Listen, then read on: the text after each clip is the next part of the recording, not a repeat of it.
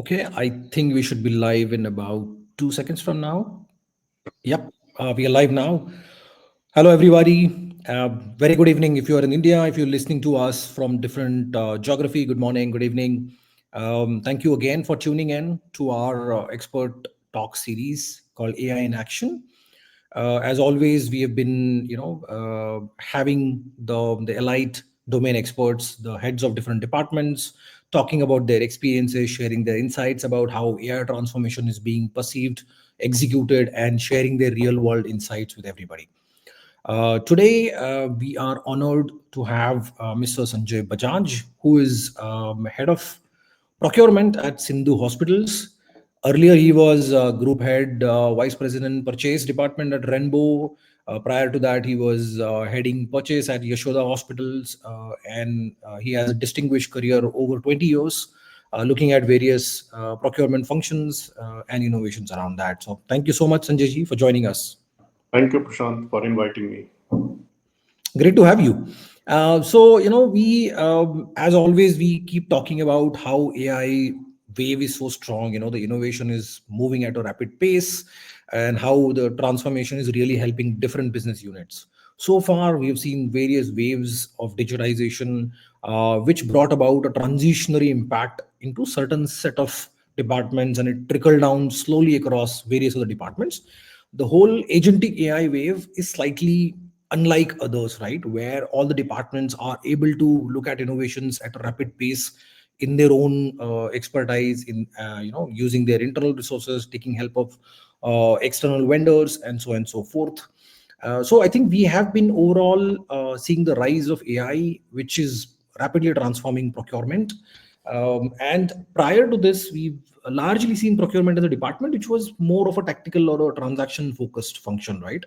And now AI is helping to transform that into a strategic, data driven powerhouse. Looking at obviously automating repetitive tasks, certain aspects of the function broken down into various different process functions itself, looking at deep insights and predicting more future data driven analytical trends as well. So I think we want to go deeper into this on procurement function itself. So Sanjay ji, just to kickstart our conversation, would love to just hear how would you see, think you being a veteran in this industry, you've seen multiple waves of innovation. How do you see this agentic AI as a wave today? So, thank you, Prashant, for calling me. Just a small correction into my introduction. This is my 31st year in procurement domain, so not 20 years. So, I started my career with the manufacturing sector, then moved into infra segment, and last 16 years I have been into a healthcare segment. So primarily AI means for is a tool for me which can increase the efficiency and innovations, because now the present world is more very competitive, and if any organization has to gain a competitive advantage, they have to be driven, they have to be more efficient as compared to the conventional methodology. Now if I break down this into my present domain, that is healthcare procurement, so it has been a very, very unconventional methodology of supply chain in healthcare, because the data are very, very fragmented. It is nobody, the collection of the data has been very poor. And not only that, the data are not very scientific, because healthcare are driven by many aspects. Primarily, if you see, it depends. For example, there is a pandemic, so the data totally will change, and it is based on seasons, it's based on the condition, it's based on the weather, in fact. So there are very many variables which changes the data often now.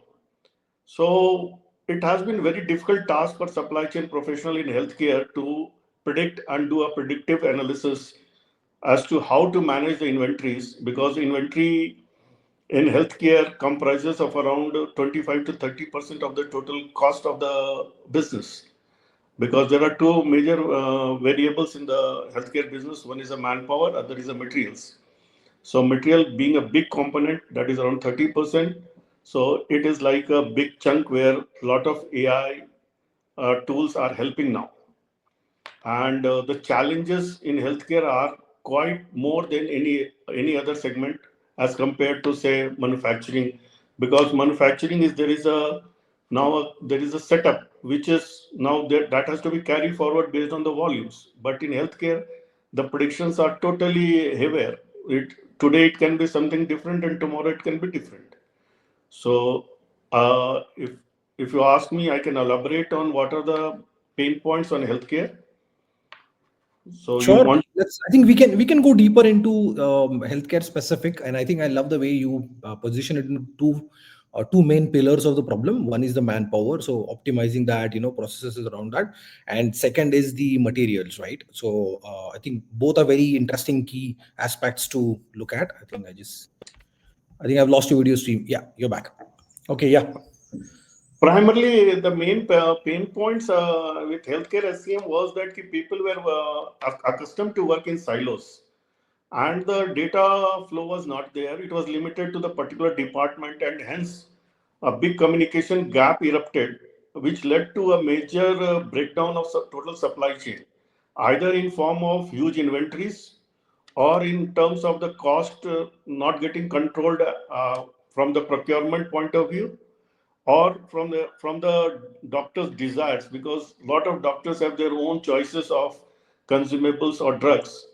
So all those built up a big inefficiency in the supply chain, and too many manual work. But here, since the healthcare requires an instant decisions, because the time is very precious in healthcare, so the decisions are to be made instantly.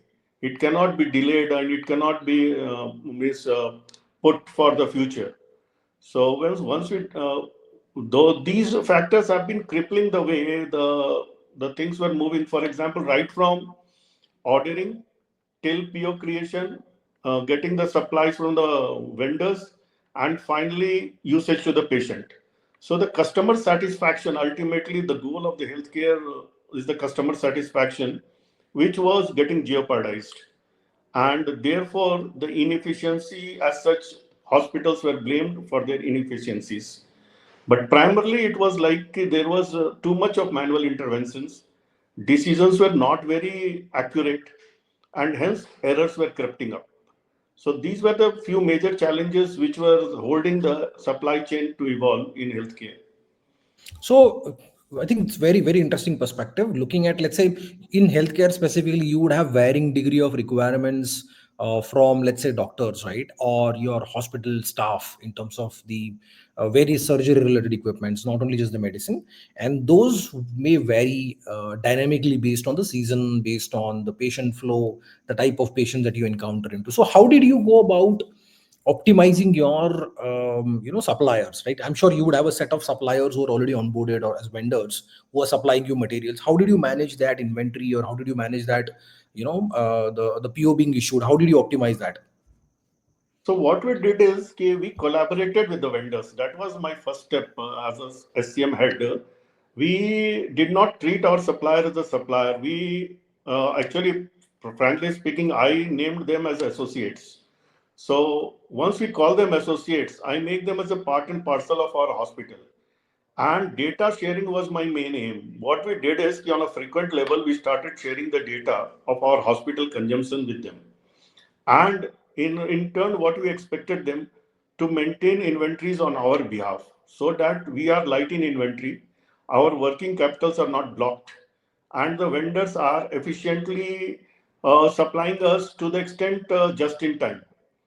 So that helps the management in managing the working capital. Second is we also had an extensive brainstorming with our doctors, saying means notifying them of the type of the inventory carrying cost happening because of n number of brands, because a molecule can have n number of brands, and the choices it varies. So for a single molecule I have to keep 5 brands or 10 brands, which was not very efficient mannerism.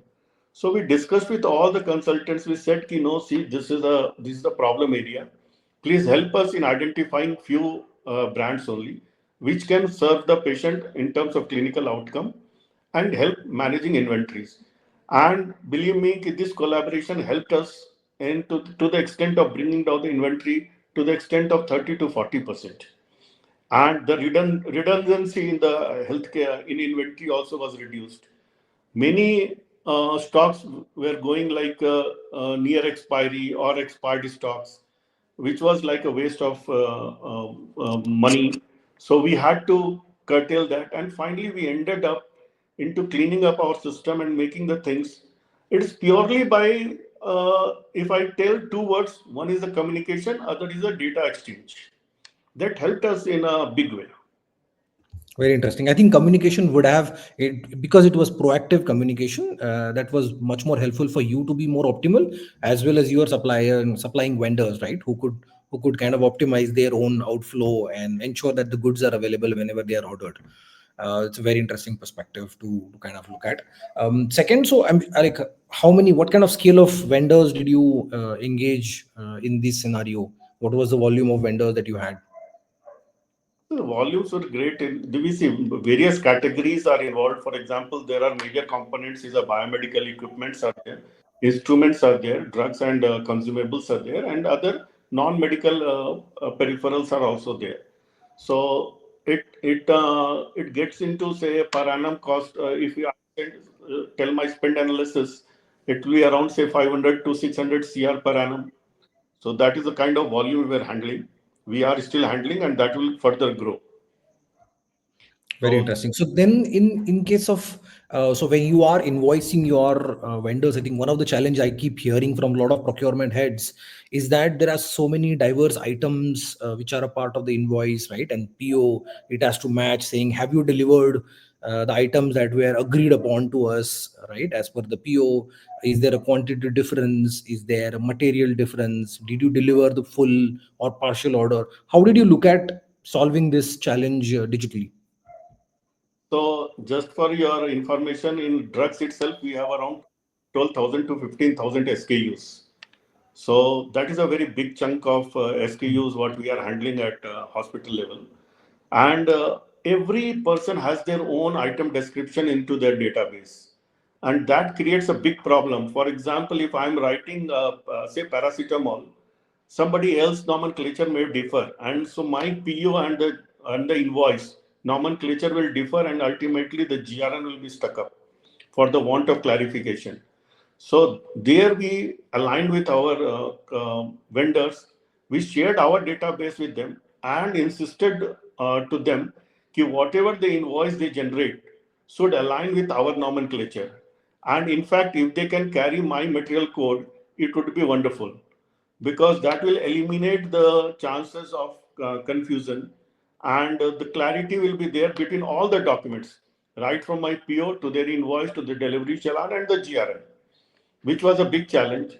So we brought them under our digital scenario, saying that let's align in terms of nomenclature. Particularly, they cannot change the nomenclature for all the hospitals, but definitely, if I am a key customer for them, they will definitely align at least for my hospital in a different manner. Means they will segment it, and Correct. that helps So in then there would still be some SKU mismatch that might still happen, because I'm sure there would be vendors for whom you may or may not be the top one customer, right? Let's say some other hospital or they have other priorities, right? That might still be like there would be still some kind of slip through that might happen in case of mismatch of the SKU and the items and the nomenclature.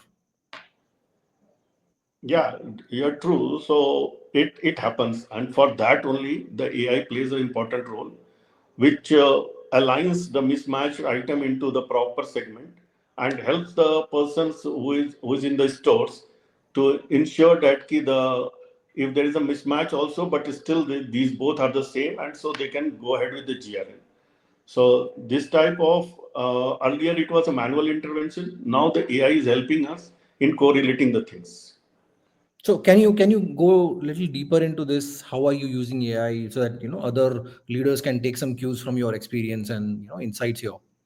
See, in AI, for example, if we drive the MIO AI on our material master, and we give them some keywords, these are should be the basic keywords to match the materials master of say somebody else's. So if that particular thing, for example, in drugs, molecule is important rather than the brand name. Molecule has to match. So some configuration will be say X composition is say 25 grams, other composition is say 5 grams, but they can write vice versa. But ultimately, the AI will the AI will match to the extent saying that all the components in the molecule are present. Hence, it should be treated as equivalent. So those things, which was earlier a very tedious task, now it is helping the people to take the decision right on the spot. Agree. I think I'm sure this would have been big push in the direction of moving things very smoothly with the vendors. And I think a lot of people from procurement keep talking about internal innovation. And I love the way you mentioned that you kind of coordinated with the proactive communication. So your vendor satisfaction, I'm sure, goes up multifold. Yeah, correct. And one major pain point I just missed, I would like to reiterate here. See, before raising a PO, we have a internal approval process based on the delegation and authority. So that is totally manual. And what happens is ki if it moves, say, five people are involved in this decision making, so the document moves from table to table for their approval, and where we don't know where the document is lying on whose table on for how many days. So what we did is we involved RPA into this. And once we involved RPA, the traceability of the document became very transparent. And not only that, on a real-time basis, we could visualize where the document is lying and who is sitting on the document for how many days or how many hours. And if it crosses some particular n number of acceptable hours or days, a reminder is auto-generated, and the people are alarmed that you are delaying the process. So that helped in the terms ki we stopped lot of manual intervention, and the people were aware they have to, on priority basis, they have to put an approval. If they don't want to approve, please reject it, and the rejection also will be notified to all stakeholders. That is also possible, but at least everyone is on the same page. Tomorrow people are not moving from desk to desk asking where my particular indent is lying and what is the status. Agreed. Very interesting. I think again, looking at the workflows. That's I think that was the next question that I was going to ask. But good that you answered it to some extent. How are these workflows real time tied to, let's say, your invoice being generated, right? Because that's another common challenge I kept hearing. Let's say you have a vendor who's going to supply you certain things, and there is a incoming invoice, right, for you to make due payments to it, and that invoice lists a bunch of things. Let's say there is a discrepancy, right? It could be a corner case, whatever it is. Now it involves a set of internal workflows to tackle the discrepancy. Now let's say the invoice needs to be corrected, or the materials need to be reshaped, or taken back and then handled. So how, because it's an RPA, I think an RPA as a as a technology has its own challenge to closely integrate and give the feedback loop real time basis without human intervention, right? So I'm sure it involved manual effort. Again, that's an overhead. So do you see that as a problem, or did you solve it, or how big was the problem? See, frankly speaking, my experience says that none of the technology available at this moment are matured enough. They are evolving. Definitely, they are evolving to a greater extent. And every day, with our experience, we have to make them evolve further.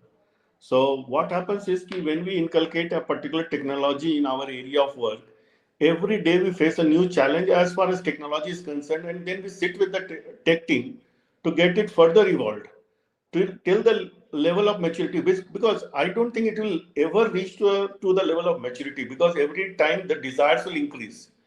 Today I want this, tomorrow I want plus X on that, then plus Y on that. So every time it's like we have to become a part and parcel of the tech team and make them understand the pain point happening on our day-to-day area, and make them a part and parcel of our activities so that they understand our pain point and try to find out further one more solution on the top of that solution which is already there.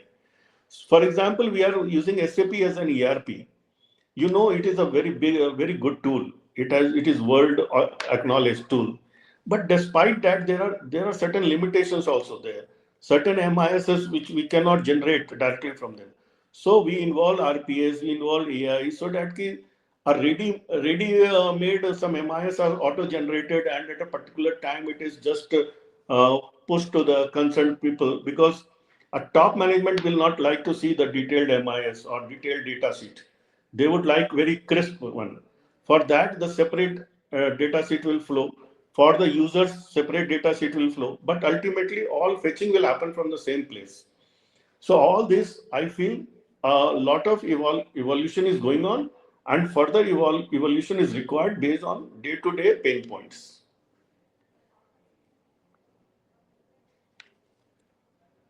I think totally agree in terms of the continuous evolution required from the technology front, right? I think it needs a close collaboration in terms of real time feedback, in terms of what is happening. I was just trying to see if there is a possibility of real time integration, which is closely tying up the workflows towards the vendor interaction, including invoice corrections to automate completely, right? I think that's a leap of faith. I'm sure the AI would be able to kind of look at that as a good problem to solve.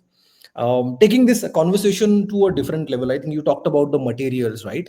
Now the whole stock, right? The availability versus ensuring that you have optimum stock, right? Especially in the healthcare industry, you would have like a seasons where certain set of drugs would be in high demand.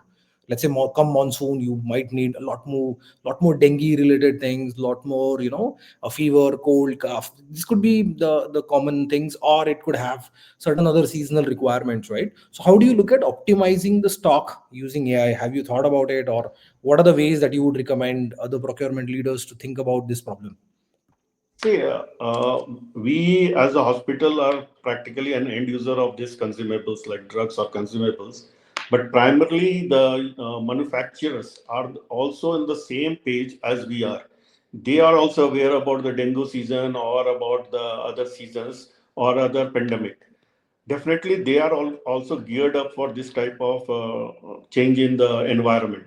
But only how do we collaborate is that key. I told you in the beginning key, we have to have a continuous data sharing with both of them, with the producer of the drugs as well as the consumer of the drugs. If I do this consumption sharing or my usage pattern sharing, they will be geared up to uh, take on that challenge and supplying us so that there are no stockouts. See, particularly when Corona happened, that was like a guru for us. We had a lot of learning, which was a lifetime learning from us. We supply chain heads had a sleepless nights for months, not for days, for months. Those the items which we never heard of, PP kit was never heard of, and that really came as like a huge demand. Mask was like out of the market. A 70 paisa mask was sold at 15 rupees, 20 rupees, and to the extent of 50 rupees, 100 rupees also. We were like in a fix. First was the sourcing was the fix. Second was the pricing was the fix. There was lot of question mark all around us regarding our integrity. What is happening? Are we doing something wrong? Actually, we were also questioning ourselves. Are we doing something wrong by giving a public 50 paisa mask at 50 rupees or 100 rupees? But that was the condition. Some people have really, some people have really exploited the market, but definitely, the supply was less than very less as compared to the demand, and that really pushed all the hospitals to get into and venture in and around the tech part of the innovations. Telemedicine was one of the area where hospitals just ventured out on that moment because they could not bring the patient inside the hospital. So now most of the hospitals are trying to give the clinical solution at the patient at the homes. Only for the complicated surgeries and all, they want the people to come to the hospitals. But all other facilities are now being provided at the home comfort zone. In fact, to the extent ICUs are getting done at their respective homes. And based on the telemedicine, the doctors are keeping an eye 24 by 7. They are monitoring it. Now, lot of, you see, with data integration, the data is flowing from the all the equipments to the central monitoring stations, and doctors are taking decision on real-time basis. That is like a real boon for us. If you talk about villages don't have a good healthcare facilities. In the cities, we do have a lot of healthcare facilities, but people in village, they are suffering because of proper facility. Now with this telemedicine and the invent of internet era, you can just open a kiosk in the villages and you can connect with any top-notch hospital in any part of the city, not even city in the world, and you can reach to a doctor and ask for their suggestions. And that has become like you have got everything in your hand, in your palm, in your laptop, in your desktops. So all this has created like a different world for the healthcare industry, and it is a really a boon, and it's a very good best period, I must say, as far as this transformation is going on in this healthcare industry. Totally agree. I think the way you mentioned it is it's something that resonates. I'm sure with a lot of other healthcare industry leaders that this is a great opportunity and for us to make an impact in patients' healthcare and overall ecosystem completely. Right.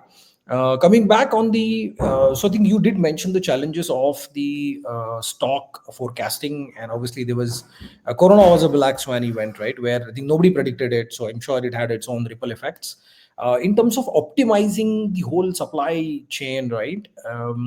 What would be your, let's say, top two recommendations for other procurement leaders who are starting out today and figuring out, like, hey, these are the two things that you would definitely recommend them to take care of in ensuring that the whole supply of whatever materials and healthcare needed medicines that you need, that's like taken care of and it's optimized. See, I would suggest to all the supply chain leaders and their team members not to just wait for the demand to arise and then you act on it. You have to now start thinking strategically and do a predictive analysis. Because if you fail in that predictive analysis, it's like you will not be able to serve your customers at the right time. And any stockouts or any scenario where you cannot serve the customer, if the satisfaction is not there, definitely you will be labeled as inefficient. And those gone are the days when the conventional method, the indents used to come and you used to sit and just process the orders and wait for the suppliers to come. No, you have to write, you have to go to the user stage, start analyzing the things, do a predictive analysis, make the system to throw the indents in automated way, and you do a proactive approach in sending the POs and communicate with your vendors and get the material right at the time in the hospitals. Don't overburden the hospital management with the working capital, because that is a very precious amount which is they'll be spending.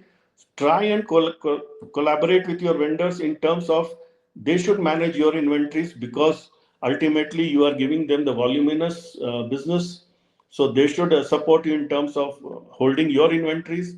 But even said, you cannot also burden them in terms of their fixation of working capital. So if we can share our consumption on a frequent level, they will also be monitoring at their level and keeping optimum stock at their level, so that they can serve us just in time. And by that, a lot of scenarios of expiry stocks, near expiry stocks, and redundant stocks can be managed at a very, very efficiently.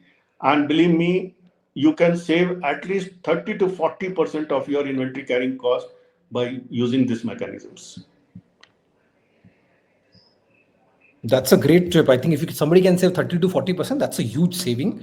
And I totally agree, that there are both sides of the story, right? One is you need to avoid the overstocking to optimize your inventory. And if you end up overstocking, I keep hearing that, in the healthcare industry, the expiry of your stock is something that becomes a concern very soon. And again, if you are understocked, the problem is you run out of critical care needs, right? As a hospital, you can't have that. You can't afford it. So I think using AI for ensuring that you are able to optimize and ensure that your supply is to the optimal level and it's replenished as on need basis on a more periodic way by managing your vendors more proactively with good communication, with enhanced internal processes and workflows. I think that's the sutra I would take from you on this conversation. Right.